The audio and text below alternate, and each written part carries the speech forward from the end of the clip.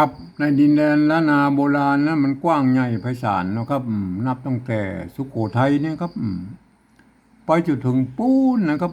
12ปนาเมืองจีนบนนะครับเห็นไหมมีหลายเผ่าพันธุ์นะครับที่เพิ่นอาศัยอยู่ในแคว้นนี้นะครับอย่างเช่นไตยวนไตลั่วไตลื้อไตเขินไตยองนะครับหมู่นี้เพิ่นใช้ภาษาเขียนเดียวกันนะครับก็คืออักขระล้านนานั่นนะครับมาสำเนียงการนั่นก็อาจจะผิดเพี้ยนกันไปนิดๆนะครับฟังกันรู้เรื่องอยู่นะครับทีนี้มันผ่านมาอยู่10 รุ่น20 รุ่น10 เจนแล้วนะครับมาก่อนก็อย่างว่านะครับภาษาล้านนาของเฮาก็ถ่ายทอดมาตามสายของเพิ่นนะครับมาถึงปลายไปเดียวมันโหกันหมดแล้วนะครับบางส่วนใหญ่แล้วมันภาษาล้านนาของเฮามันก็เขียนเหมือนกันนะครับแต่มีบางคำนะครับที่มันก็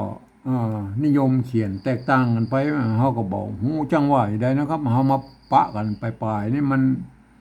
บางตัวพวกก็เขียนยังบางตัวนะเขียนแถมยังนั้นมันก็เฮาก็อย่าไปฟังทึกทักเลยนะก็บ่นเขียนผิดเขียนถูกนะครับก็เฮาวิเคราะห์กันตามหลักภาษาล้านนากันไปก่อนเลยนะครับก็ถ้ามันบาดได้แต่ก็ไปพ่อถ้ามีเอกสารสำคัญในโบราณที่เปิ้นคนเฒ่าโบราณเพิ่นเขียนไว้นะครับฝากไว้มันก็โอเคนะครับเฮาก็งัดมาอันเป็นตัวอย่างนะครับเปรียบเตะกันนะครับว่าอันนี้เราโบราณเพิ่นก็เขียนงี้ก็ว่ากันไปนะครับอันวันนี้มันจะถึงคำว่านะกวงนะครับท่านเป็นภาษาคนเหนือมันต้องรู้ว่ากวงนะครับกวงโอโล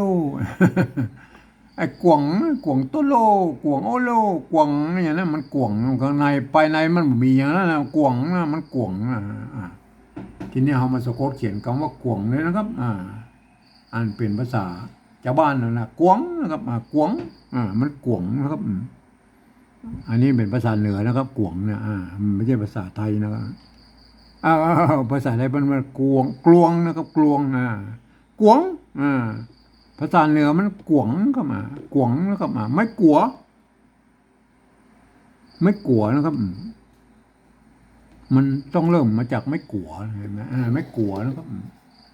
เริ่มมาจากไม่กัวนะอันนี้มันกัวนะครับสะกดได้ตรงสะกดได้ตรงกับกวงได้อะไรไหมง่ายกว่าเปิ้นบอกว่าเมื่อมีตัวสะกดแล้วตามหลักภาษาล้านนานะเห็นไหมเปิ้นบอกว่าลบไม่กงไม่ออกเหี้ยเปิ้นว่าอย่างนั้นเลยไหมเปิ้นตามหลักการภาษาล้านนาเห็นไหมกวงได้อะไรไหมกวงได้ละอันนี้ได้คำแรกแล้วนะคำที่สองอันเปิ้นว่ามันบางงามนะเปิ้นจะเอาแบบไทยๆหน่อยนะครับเปิ้นก็เอาตัวละเข้ามากำนะครับเห็นไหมตัวละเข้ามากำตัวกะเอาตัวละเข้ามากำนะครับเนี่ยอันใส่ไม่กัวเข้าไปใช่ไหมใส่ไม่กัวไว้อันนี้กัวนะครับอันนี้กัวในโบราณมันก็มีนะกัวนะหรือจะใส่ตัวละมันก็กัวอันนี้ไปใส่ตัวละกำกับกัวนะมันสะกดด้วยตัวง่าแล้วก็กวงได้นะกัวกับกวงเลยเห็นไหมกัวมันได้เสียงจัดวายง่ายกว่าครับเปิ้นบอกว่าเมื่อมีตัวสะกดแล้วเปิ้นบอกให้ลบไม่กงนี่ออกเหี้ยเนี่ยให้แม่ได้ตัวอย่างกวงเนี่ยแต่บางที่เปิ้นบอกว่ามันการเขียนเอาตัวว่าเนี่ยเอาตัวว่ามาซ้อนตั้งรูปเนี่ยมันหลายชั้นไปนะมันจะเปลืองเนื้อที่บรรทัดของภาษาล้านนานะครับมันจะล้นบรรทัดเลยอย่างนั้นเนี่ยเปิ้นก็บอกว่าเอาย้ายตัวว่านี่ไว้ตั้งหลังนี่เหี้ยนะครับกวงเข้ามาเปิ้นก็จะนะเปิ้นก็ได้อย่างนะเห็นไหมเปิ้นจะเอาตัวว่ามาซ้อนไว้ตั้งลุ่มตัวง่านี่แม่อย่างนี้เห็นไหมอันนิยมเขียนอย่างนี้มันรู้สึกจะเป็นไต้เขินนะครับไต้เขินทั้ง12ปนาบ่นะก็หรือใช่มั้ยเปิ้นนิยมเขียนกันนี่นะเขินหลวงกวงหรือหลวงอย่างนี้ก็ได้นะครับท่านจะเอาอย่างไรก็ได้นะหรือนะครับหรือบางครั้งมันละนี่เปิ้นจะเอาเป็นหางละนี่ก็มีนะไงแม่อย่างใหญ่แม่กวงก็ สุดแล้วแต่ท่านจะเขียนแล้วก็มันก็มีหลายแบบนะฮะจะกวงอย่างนี้ก็ได้บ่มีละกั้มกับกวงนะครับอันนี้มีละกั้มกับกวงนะครับอันนี้ย้ายตัวว่านี่มันมาไว้ตั้งหลังนี่ก็กวงเห็นไหมตัวละลอลิงเนี่ยบนมาอ่านนะครับเปิ้นอ่านเอามาเอามาเอามาเอามาเทียบให้มันคล้ายๆภาษาไทยเฉยๆแต่เปิ้นมาอ่านมาออกเสียงแล้วครับกำมีแต่หลายกำในโบราณเนี่ยเพื่อที่มาอ่านมาออกเสียงแล้วอ่านว่ากวงกวงกวงก็บ่ยากนะครับมันจะยากตอนนี้ว่าเราจะไปขยายความคนอื่นในหู้ในหันตุ้ยนี่ก็มันยากตอนนี้แหละครับเพราะว่าเขาจะต้องการอธิบายให้คนอื่นในหู้ในหันตุ้ยเนี่ยเขาจะต้องเอาใช้ภาษาอื่นๆนะมาเทียบเคียงนะครับเปิดที่บนห้องว่าปริวัตินั่นนะครับการปริวัติภาษานั่นนะครับอันภาษาที่มันใกล้เคียงภาษาละนาของเขาหน่อยก็คือภาษาไต้นะภาษาไทยเพราะว่ามันเกิดมาจากที่เดียวกันนะพ่อคนรามคำแหงนะครับผมเองนะผมได้ใช้หลักการของสภาวัฒนธรรมมหาวิทยาลัยเชียงใหม่นะครับเปิ้นตกลงกันไว้เมื่อปลายปี28นะครับเปิ้นตกลงกันไว้ว่านะครับการที่จะเอาภาษาไทยมาสะกดเขียนภาษาละนาหรือพุทธิบรรห้องว่าปริวัตินั่นนะครับกระทำได้อยู่3รูปแบบหรือ3แบบนั่นนะครับอันแบบที่1เปิ้นเอาไว้เขียนบันทึกหลักศิลาจารึกเอกสารสำคัญในโบราณนะครับเปิ้นจะเอาอักษรไทยมาเทียบเอาทุกอักขระในละนาทุกไม้ทุกเครื่องหมายนะครับไม้กงไม้กังไลไม้อย่างสะปะสะเปดเอามาหมดอันนี้มันยุ่งยากแล้วเฮาบ่อู้ถึงแล้วนะครับเฮามาอู้ถึงแบบที่2เลยนะครับแบบที่2นั่นเปิ้นบอกว่าอย่างนี้นะครับเพื่อยืมเอาอักษรไทยมาปรับเทียบเพื่อเป็นอักขระละนาตำบลพุ่นแล้วก็ประกอบคำขึ้นมากับแบบภาษาไทยนะผสมผสานกันไปนะครับบางทีไม้หรือสระนั่นของไทยและละนามันบ่เหมือนกันนะหรือบ่ตรงบ่ตัดกันนั่นนะครับก็สามารถบูรณะกำซับเพื่อเป็นหน้าตามันออกแบบไทยๆได้นะครับก็เวลาอ่านท่านจะต้องอ่านเป็นต้องนึกเสียว่าไอ้ภาษาไอ้ลำนั้นเป็นอักขระละนานะครับคนทั่วไปบ่สามารถเข้ามาอ่านได้นะครับอย่างเช่นตัวนี้ไหมอย่างเช่นอันนี้ท่านเห็นเป็นกอไก่นะครับท่านต้องนึกว่าเป็นตัวกะนะครับตัวกะอย่างเงี้ยคนทั่วไปบ่สามารถเข้ามาอ่านได้นะครับมันจะผิดเพี้ยนสำเนียงนะครับ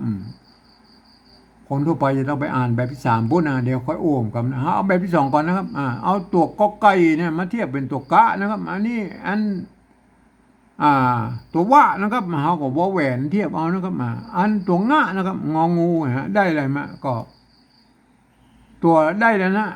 อ่านว่ากวงนะครับไม่ใช่คนทั่วไปมาอ่านว่ากวงไม่ใช่นะกวงนะครับต้องอ่านออกเสียงชัดละวานะกวงนะครับถ้าเป็นภาษาไตลั่วนะไตลื้อนะครับโทษทีไตลั่วไตลื้อนะครับไตลื้อตังลำปางแป้น่านพะเยาพวกนั้นป่นก็กวงป่นจะกวงนี่เสียงจัตวาก็จริงนะครับแต่ป่นม้วนเสียงไปป่นใกล้ๆเสียงตีป่นนะครับกวงกวงป่นว่าอย่างนั้นอันนี้คือสำเนียงของไตลื้อนะครับไตลื้ออันตัวที่2แล้วครับอันตัวที่2ตัวกะนะครับตัวกะก็ไก่ตัวละลอลิงนะครับตัวว่านะครับตัววแหวนตัวงะเนี่ยอันเนี้ยเวลาอ่านนะอ่านภาษาละนานะต้องอ่านแบบภาษาละนาไม่ใช่อ่านแบบไทยกลวงนะครับไม่ใช่นะต้องอ่านออกเสียงจัตวาตัวละนี่บนมาอ่านนะครับตัวละนี่บนมาอ่านนะครับอ่านเต้าตัวหน้าเนี่ยอ่านว่ากวงอ่านว่ากวงนะครับเห็นไหมอย่างเงี้ยนะนี่คือหลักการของภาษาละนาแล้วก็ไอ้ตัวที่2นะครับอันตัวที่2นี่ถึงแม้จะเขียนเฮาก็เอามาตามตัวของเพิ่นมันมีนะครับตัวว่ามันย้ายไปอยู่ข้างหลังนี่ก็เอาตัวว่านั่นแหละเขียนมาบูรณะคำศัพท์ของมันของมันหน้าตาเราแบบไทยๆเห็นไหมก็อ่านว่ากวงเต้าตัวที่2เนี่ยเห็นไหมอันนี้คือภาษาปริวัติแบบที่2เห็นไหมว่าสามารถที่ให้คนอื่นได้เข้ามาอ่านได้นะครับเพราะมันจะผิดเพี้ยนสำเนียงนะครับคนทั่วไปก็จะไปอ่านในแบบที่3ปุ้นนะครับแบบที่3หลักการของแบบที่3ก็คือนะครับ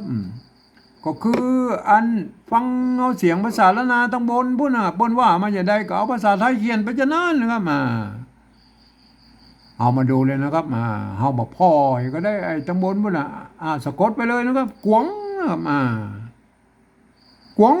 กวงไทยนะครับอันนี้มันกวงเห็นไหมกวง ไม่ใช่เลยกวงใส่ไม่จัตวามันมันเสียงจัตวาเห็นไหมกวงกวงก็อันภาษาแบบนี้มันอาจจะบ่มีในไทยนะครับมันก็แล้วแต่นะครับก็เฮาปริวัติแล้วครับเฮาจะเอาจะให้ได้ตามเสียงของภาษาละนานะครับก็คือกวงเสียงจัตวานะครับสำเนียงเชียงใหม่ไต้ยวนนะครับเห็นไหมกวงอันตัวที่สองก็กวงเห็นไหมกวงใส่ไม้จัตวาพวกนี้เห็นไหมตัวที่สามแล้วก็ตัวที่สามก็กวงเห็นไหมใส่ไม้จัตวาพวกนี้กวงเห็นไหมได้เลยไหมสามตัวเห็นไหมกวงกวงกวงเห็นไหมแต่อย่างว่ามันห้าวเขียนอย่างอี้มันก็เวลาเป็นภาษาเขียนมันบอกค่อยงามหน่อยเขาก็มันหน้าตามันแบบไทยๆหน่อยนะครับแต่ใส่เห็นไหมก็ละมาใส่นี่นะเอาตัวลอลิงเนี่ยมาใส่ก็ใส่ไม้จัตวาพวกเนี่ยอันนี้อนุโลมนะครับเห็นไหมอันแบบอันตัวที่สองตัวที่สามเนี่ยอนุโลมมันเอาตัวละตัวลอลิงมาใส่ได้ก็อ่านว่าบ่แต่เวลาอ่านเขาอ่านแบบสองเนี่ยก็เหมือนอ่านลอลิงนี่นะครับอ่านว่ากวงเหมือนกันอ่านแล้วกวงเหมือนกันอันนี้มันคืองามในภาษานะครับเห็นไหมอันนี้คือหลักการเขียนของภาษาปริวัติแบบที่สามนะครับอันภาษาละนาตังโบนภาษาอันแบบสองนี่พวกอ่านว่ากวงอันนี้ก็อ่านว่ากวงอันนี้ก็อ่านว่ากวงเห็นไหมอ่านภาษาละนาป้นก็เขียนได้หลายแบบอย่างนี้เนาะเห็นไหมกวงกวงกวงเห็นไหมบางทีไปใจตัวห่างละก็ยังมีนะครับเห็นไหมมันก็มีทำหลายแบบนะครับผมก็ขออธิบายแค่3แบบเจ้าอี้นะเห็นไหมครับก็ขอให้ท่านไปศึกษากันนะครับช่วยกันอนุรักษ์กันไว้นะครับวันนี้ผมขอบรรยายเพียงแค่นี้นะครับ